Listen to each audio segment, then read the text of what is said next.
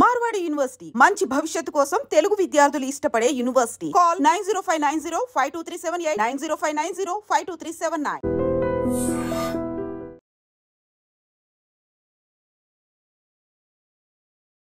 నమస్తే, welcome to I Dream Social Spotlight with కవిత.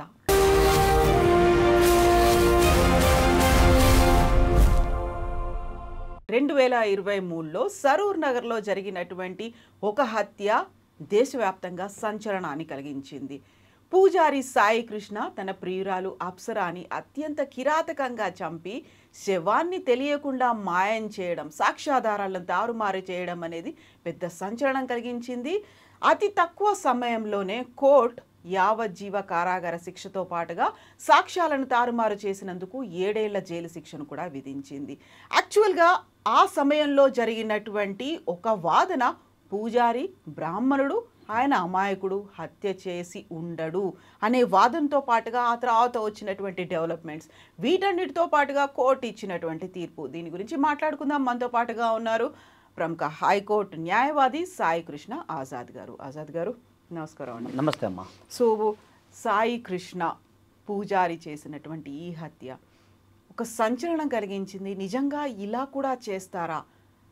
అంతా చేసి ఏమీ తెలియనట్టుగా గుళ్ళోకి వచ్చి పూజలు చేసి బ్రహ్మోత్సవాలు అటెండ్ అయ్యి ఆ తర్వాత అందరితో పాటుగా అమ్మాయి కోసం వెతకడం అనేది, సో ఈ మొత్తం సీన్ని ఒక్కసారి మళ్ళీ గుర్తు చేసుకుంటే ఏమనిపిస్తుంది? అసలు క్రిమినల్ మైండ్ ఆ విధంగా ఉంటుంది. ఇప్పుడు మనకు సోహెల్ ఉన్నాడు, మొన్న ఒక నేవీ అధికారిని చంపేసి ఆ భార్యను 2 లవర్స్, ఆ లవర్ చంపేసి, ఎగ్జాంపుల్ చెప్తాను మీకు, చంపేసి డ్రమ్ములో 15 ముక్కలాగా నరికేసి డ్రమ్ములో పడేసి సిమెంట్ వేసేసి హోలీ ఆడుకున్నారు వాళ్ళు. ఎంత ఘోరం చెప్పండి. అంటే ఈ మానవ సంబంధాల విషయంలో సైకలాజికల్గా వీళ్ళు ఇప్పుడున్న పరిస్థితుల్లో మరి ఎందుకు ఇలా తయారవుతున్నారు? కుక్కర్లో శవాన్ని ఉడకబెట్టడం, ఇది ఎంత పరాకాష్ఠకి వెళ్తుందంటే క్రూరత్వం అనేది మనిషిలో. జంతువులు కూడా ఏమో అలా చేయవండి, జంతువు అని అడుగు తినేసి వదిలేస్తుంది, కానీ ఇంట్లో ఘోరంగా చేసే పరిస్థితి లేదు. సో ఆ రోజు ఆ టైంలో 2023లో ఈ జరిగిన సంఘటన జరిగినప్పుడు ఆయన అమాయకుడు, ఆయనకి ఏమి తెలియదు. తర్వాత అయ్యగారు కదా, అయ్యగారికి అలాంటి నాలెడ్జ్ ఉండదు, అందరితోనూ చాలా ఆప్యాయంగా మాట్లాడతారు, వచ్చిన భక్తుల్ని ప్రేమగా పలకరిస్తాడు, చేసేది అనేది ఒకటి ఉంది. అది వేరు, అది క్యారెక్టర్ వేరు. కానీ ప్రతి మనిషిలో ఇన్నర్ మైండ్లో కొన్ని క్రూయాలిటీ సంబంధించిన చాలా వ్యవహారాలు ఉంటాయి. ఇది చాలా క్రూయల్ బ్రూటల్ మర్డర్ ఇది. ఎందుకంటే ఇంటెన్షన్గా, మాలఫైడ్ ఇంటెన్షన్గా చేసింది. కల్పబుల్ హోమ్సైడ్ అంట మన మర్డర్ సంబంధించిన కేసుల్లో. అంతకుముందు కూడా మన ఊరి గురించి మాట్లాడుకున్నాం. అది అమృత ప్రణయ్ విషయంలో ఎట్లా ప్లానింగ్ ఉంది, అంత కల్పబుల్ హోమ్సైడ్, ప్రీ ప్లాన్డ్గా. ఇది కూడా సేమ్ అంతే కదా, ప్రీ ప్లాన్డ్గా చేయటం. ఇంకోటి అది వేరు. ఇప్పుడు అమృత ప్రణయ్ని డైరెక్ట్ చంపేశారు, వెళ్ళిపోయారు. ఇది అట్ట కాదు, మొత్తం బాడీని డిస్మాంటల్ చేసినట్టు చేసేసి సెప్టిక్ ట్యాంక్లో పడేసి ఏమి తెలియనట్టుగా సాక్ష్యాలను కవర్ చేసేసి సాక్ష్యాధారాలను రూపుమాపేసిన ఘటన ఇది ఘోరమైంది. ఇప్పుడు అదంటే అమృత ప్రణయ్ వచ్చే పాపం మాకు కనపడింది, సీసీటీవీలో చంపేశారు, వెళ్ళిపోయారు, అయిపోయింది. ఇక్కడ డెడ్ బాడీని కూడా మాయం చేసేసి, అది సేమ్ కుక్కర్లో జరిగిన ఘటన, మొన్న లాస్ట్ కుక్కర్లో ఉడకబెట్టిన ఘటన కానీ, ఇప్పుడు చెప్పిన సోహెల్ సంబంధించిన ఘటన కానీ, అట్లాంటిది ఘటన ఇది కూడా అనుకోవచ్చు. అంటే మీ తెలియనట్టుగా మళ్ళీ వెళ్ళి అప్సరా కోసం వెతకడం నలుగురితో పాటు మళ్ళీ. అంటే ఇది ఎంత క్రూయల్ మెంటాలిటీ, ఎంత మానసికంగా అతను ఎంత కరుడుగట్టిన క్రిమినల్ అనేది అర్థమవుతుంది దాన్ని బట్టి.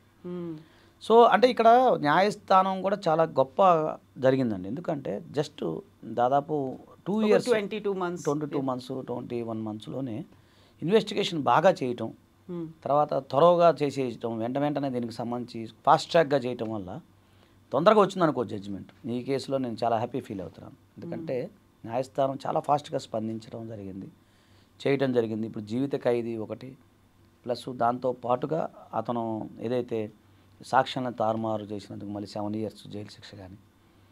నేనైతే ఈ కేసులో ఫస్ట్ కానీ నేను అబ్జర్వేషన్ చేస్తున్నాను. అంటే మరి కామన్ మ్యాన్కి ఏమనిపిస్తుంది అంటే, అయ్యగారు ఒక రకమైన జాలి అనేది ఉంటుంది, జాలి కోణం. అరే ఆయన అలా కాదేమో, మంచోడు అయ్యా, ఇట్లా కావాలని బురదేస్తున్నారు, అబాండాలు వేస్తున్నారు అని. నేను క్యాపిటల్ పనిష్మెంట్ పడుద్దేమో అనుకున్నానండి ఈ కేసులో. ఎందుకు పడలేదంటారు? క్యాపిటల్ పనిష్మెంట్ అంటే ఉరి అనుకున్నాను నేను. అంటే కొన్ని అంటే ఎందుకు పడలేదంటే ఒకసారి జడ్జిమెంట్ చూస్తే కానీ మనం చెప్పలేము.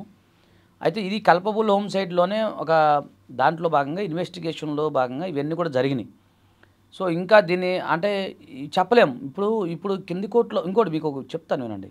చాలామంది అనుకుంటారు, అరే లైవ్ పడిందే ఇప్పుడు మీరు కామన్ మ్యాన్గా మీరు అలా ఇప్పుడు ఉరిశిక్ష ఎందుకు బాలేదు చెప్పలేము.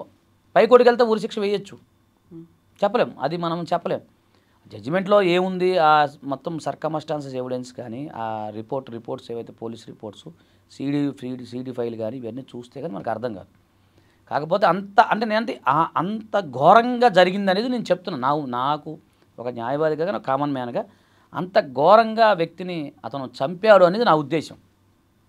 అంటే ఏదైనా కూడా ఇప్పుడు లా అనేది చట్టం అనేది కూడా ఏదైనా కూడా ఇన్వెస్టిగేషన్ అనేది ఎవిడెన్స్ మీద ఆధారపడి ఉంటుంది కాబట్టి ఎలాంటి ఎవిడెన్స్ దొరికింది ఏంటి అనేది అది ఒకసారి జడ్జిమెంట్స్ మనం చూడాలి. కానీ ఈ కేసు కూడా అంత తీవ్రకరమైన కేసు అని నేను మాట్లాడతాను. అంటే నేను కాదు, చట్టాన్ని మనం గౌరవించాలి, జడ్జిమెంట్ని మనం గౌరవించాలి. సో నెక్స్ట్ ఫర్దర్గా మరి ఎపెక్స్ కోర్టు నెక్స్ట్ హైకోర్టుకి వెళ్తే మరి హైకోర్టు వారు ఏం చెప్తారనేది మనకు తెలియదు కదా. మళ్ళీ ఫర్దర్గా వెళ్తారు, వాళ్ళు ఖచ్చితంగా వెళ్తారు. కానీ అంత నేను అంత తీవ్రంగా ఉన్న నేరం అని నేను అంటున్నాను. నేను చెప్పేది అంత ఘోరంగా వెళ్ళేసి మీరు అన్నట్టు ఏం తెలియనట్టుగా అందరితో ప్రేమగా ఉన్నట్టు మళ్ళీ ఆమె గురించి ఈయన ఎత్తుకుతున్నట్టుగా యాక్షన్ చేయటం అంటే ఎంత మానసికంగా అతను క్రిమినల్ మెంటాలిటీ ఉంటుంది అనేది ఆ ఉద్దేశంతో మాత్రమే మనం చెప్పగలుగుతున్నాం. చట్టపరంగా దానికి సంబంధించిన ఎవిడెన్స్ ఏం పెట్టి పోలీసు వాళ్ళు ఛార్జ్ షీట్ అవన్నీ చూస్తే కానీ మనం చెప్పచ్చు. కానీ ఇలాంటి విపరీతమైన ధోరణి ప్రజల్లోకి ఇలాంటి ధోరణి రోజు రోజుకి పెరిగిపోతూ ఉంది. మరి ఇది ఎక్కడికి వెళ్తుంది అనేది అర్థం కావట్లేదు. మొన్న ఎక్కడో జరిగింది, ఆ అమ్మాయిని చంపేసి ముక్కలు చేసేసి వాడు పోలీస్ స్టేషన్లో లొంగిపోయాడు. నడి రోడ్డు మీద నిన్న ఒక న్యాయవాదిని జస్ట్ ఇల్లీగల్ కనెక్షన్ విషయంలో వద్దని మందలించినందుకు కూడా నిన్న న్యాయవాదిని చంపడం జరిగింది. అంత చెప్పి కూడా రెక్కి నిర్వహించి అంటే వాడు మైండ్ ఏంది అట్లా మైండ్ ఎలా తయారవుతుందంటే ఒక రెక్కి నిర్వహించి చంపాలని ఒక దురుద్దేశంతో చంపుతున్నారండి. చంపాలని ఉద్దేశపూర్వకంగా చంపడం అవుతుంది మనుషుల్ని. సో ఎవరు నమ్మలేని స్థితిలో ఈరోజు మనం ఉన్నాం. మన పక్కన వాళ్ళే మనల్ని నమ్మించి గొంతు కోసే పరిస్థితి ఈరోజు కనపడుతున్నాయి. పూర్వం రోజుల్లో చూసేవాళ్ళం, ఇది రాజులు కాలంలో సొంత తండ్రిని చంపడం, సొంత అన్నదమ్ములు చంపడం అనేది మనకి చరిత్రలో చదువుకున్నాం. ఇప్పుడు అట్లా లేదండి. ఎవరు నమ్మాలో ఎవరు నమ్మకూడని స్థితిలో భయం వేస్తుంది. మానవ సంబంధాలు ఎట్టిపోతున్నాయి అనేది ఆలోచిస్తున్నాం. నేనైతే ఫస్ట్ కాదు దీనికి సంబంధించి క్రిమినాలజీ అనే సబ్జెక్టు కూడా భారతదేశంలో ఇంకా దీన్ని పెంచాలి, డెవలప్ చేయాలని చెప్పి నేను ఫస్ట్ కాంచి డిమాండ్ చేస్తూ ఉన్నానండి. విదేశాల్లో క్రిమినాలజీ బాగా ఉంటుంది, సబ్జెక్ట్ ఉండదు, ఒక సబ్జెక్టే ఉండదు దానికి సంబంధించి. ఇంకా మన భారతదేశంలో ఇంకా అంత పరిచయం రాలేదు, అంత అవసాన దశలోనే ఉంది. దాన్ని కనుక మనం డెవలప్ చేసి మానవ సంబంధాల మధ్య ఇవన్నీ చేస్తే తప్ప ఆ యొక్క మనిషి యొక్క దాంట్లో నడవడికలో మార్పు రాదేమో అని అనిపిస్తుంది. సో ఇప్పుడు ఒక ఇంటెన్షన్ అనేది ఉంది, దానికి తగ్గట్టుగా చంపాలి అనే ఒక నిర్ణయం తీసుకున్న తర్వాత దానికి తగ్గట్టుగా ఎలా అమలు చేయాలి, రిసోర్సెస్ అన్నిటినీ సెట్ చేసి పెట్టుకున్నాడు. చంపడానికి అనుగుణంగా ఉండేటువంటి ఆయుధాలని కావచ్చు, చంపిన తర్వాత ఏం చేయాలి, ఎక్కడికి తీసుకెళ్ళాలితో పాటుగా ఏమీ ఎరగనట్టుగా కారుని షెడ్లో పెట్టి కవర్ చేసి మళ్ళీ స్నానాలు చేసి నెక్స్ట్ డే టెంపుల్కి వెళ్ళి పూజలు చేసి అన్నీ చేయడం అనేది చాలా కూల్ మైండ్తో చేసినట్టుగా అనిపిస్తుంది. చాలా కూల్ మైండ్తో ఎక్కడా నేను దొరకను అనే పరిస్థితుల్లోనే చేసుకొని వచ్చాడు.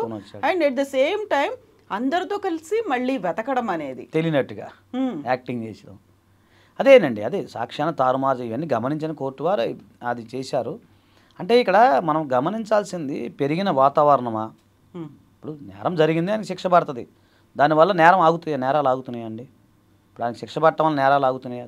జరుగుతూనే ఉన్నాయి కదా. బేసిక్స్ పాయింట్స్ ఆలోచించాలనేది నేను ఫస్ట్గా అని చెప్తాను. ఇప్పుడు ఆయనకి శిక్ష పడింది, సరే అది అయిపోయింది. ఇంకొకరికి మన ఊరి శిక్ష పడింది, ఇంకో రేపు భవిష్యత్తులో ఇంకెన్నో చాలా పెండింగ్ కేసెస్ ఉంటాయి, ఎన్నో పడుతుంటాయి. దానివల్ల నేరాలు ఆగుతాయా అండి? ఆగవు కదా. దాని బేసిక్స్ ఏంటి తెలియాలి. ఇంకోటి మనుషుని నమ్మే విషయంలో కూడా చాలా జాగ్రత్తగా ఉండాలి. మహిళలు ముఖ్యంగా ఆడపిల్లలు నమ్మే విషయంలో మన అనుకొని ఒక నమ్మకమైన దాని మీద నడుస్తున్నాయి ఈ హత్యలన్నీ కూడా. సో ఇప్పుడు మీరు పెరిగిన వాతావరణం గురించి అన్నారు. పెరిగిన వాతావరణం అనగానే సాయికృష్ణకు సంబంధించి అప్పుడు సైకాలజీ అనాలిసిస్ అనేది చేశారు. చాలా నెమ్మదైన వ్యక్తి, కలుపుగోలుగా ఉంటాడు, అందరితో మాట్లాడతారు, అందరి కష్టసుఖాల గురించి పూజలు కూడా చేస్తాడు, గ్రహశాంతులు ఇలాంటివి హోమాలన్నీ చేస్తాడు. అలాంటి పర్సన్ ఎలా చంపుతాడు? ఆయన పూజారి కదా, ఆయన బ్రాహ్మణ కుటుంబంలో పుట్టాడు కదా, ఇలా చెయ్యడు, అమాయకుడు, ఆయన నిందితుడు కాదు, ఇలా వాదించిన వాళ్ళు ఉన్నారు. చాలా మంది కూడా ఆ టైంలో కుల సంఘాలు సపోర్ట్కి వచ్చినటువంటి పరిస్థితి కూడా ఉంది కదా. అవునవును కాదు, అలా కదా మేడం. ఇప్పుడు పెరిగిన వాతావరణం వేరు, ఆయన మైండ్లో ఇంటెన్షన్గా ఉన్నది వేరు, ఇది వేరు, ఆయన వృత్తి వేరు. వృత్తికే పూజారి గారు అయ్యగారు అందరూ పూజలు చేస్తారు. అది చేసినంత మాత్రాన నేరం చేయకూడదని అయితే ఎక్కడ ఉండదుగా. అతను ఉద్దేశపూర్వకంగా అతని యొక్క ఇంటెన్షన్ అనేది ఎవరికి అర్థం కాదుగా. ఇప్పుడు ఆయన వృత్తిలో ఏంటి ఆయన ఆయన ఆయన వృత్తి గౌరవప్రదమైన వృత్తి అయ్యగారు కాబట్టి అందరికి పూజలు చేస్తుంటారు కాబట్టి చాలామంది ఆ యొక్క సైకలాజికల్గా అనలైజ్ చేసినప్పుడు ఆయన చెయ్యలేదని అంటారు. ఇప్పుడు నేను కూడా అదే అంటాను కామన్ మ్యాన్గా. కామన్ మ్యాన్గా అంటాను. అంత నమ్ముతున్నారు మీరు ఆయన్ని. కామన్ మ్యాన్ అంతే ఉంటుంది అంటే నేను కదా కామన్ మ్యాన్ మైండ్ సెట్ ఏముంటుంది అంటే ఇప్పుడు కామన్ మ్యాన్ మైండ్ సెట్ ఏముంటుంది అంటే అయ్యగారు ఎందుకంటే నాన్ వెజ్ తినరు అంటే కొన్ని ఉన్నాయి, అహింస చేయరు, ఇట్లాంటివి కొన్ని ఉన్నాయి. ఎందుకంటే గౌరవప్రదమైన వృత్తి కదా, అలాంటి భావంతో చెప్పుకుంటారే తప్ప వాళ్ళు అంటే ఎవరైనా మా అనుకున్న వాళ్ళు కానీ సపోర్ట్ చేసిన వాళ్ళు కానీ ఎవరైనా కానీ చెప్పుకుంటారు. కానీ క్రైమ్ చేయకూడదని ఎక్కడ లేదుగా. క్రైమ్కును పెరిగిన అతను అంటే అతని యొక్క కమ్యూనిటీకో అతని వృత్తికి దానికి సంబంధం లేదుగా. ఇప్పుడు లోకల్ కోర్టు అయితే యావజ్జీవ కారాగార శిక్ష ప్లస్ 7 years కూడా జైలు శిక్ష అనేది విధించిన తర్వాత మీరు చెప్పినట్టుగా పై కోర్టు కూడా వెళ్ళొచ్చు, వెళ్తే ఉరి శిక్ష అనేది చెప్పలేము, రావచ్చు లేదంటే దీన్ని కంటిన్యూ చేయొచ్చు. అయితే ఇక్కడే మళ్ళీ ఇంకొకటి కూడా వినిపిస్తుంది. గతంలో గ్యాంగ్ రేప్ జరిగినటువంటి గుజరాత్లో ఒక ఇన్సిడెంట్, అన్ని ఆధారాలు ఉన్నాయి, కాకపోతే వాళ్ళంతా నిందితులు, అగ్రకులాలకు చెందిన వాళ్ళు ఈ తప్పు చేసి ఉండరు అన్నట్టుగా వాళ్ళని రిలీజ్ చేశారు, బెయిల్ మీద బయటకు వచ్చారు. అలాంటిది ఏదైనా ఉంటుందా? లేదు పై కోర్టు కూడా నిజంగా ఈవెన్ సాక్ష్యాలు ఆధారాలు ఇవన్నీ చూసిన తర్వాత సేమ్ ఇదే కంటిన్యూ చేస్తుందా, మళ్ళీ తగ్గించడం అనేది ఉంటుందా? అంటే ఒకటండి అక్కడ అది వేరు, అది వేరు, అది కమ్యూనల్ సంబంధించింది, అదొక డిఫరెంట్ కేసు. ఇది అట్లా కాదు కదా, ఇది ఒక ఇండివిజువల్ పర్సనే కదా చేసింది. ప్లస్ ఇక్కడ అది వేరు, అది అల్లర్లో జరిగిన సంఘటనలో అవి జరిగినాయి.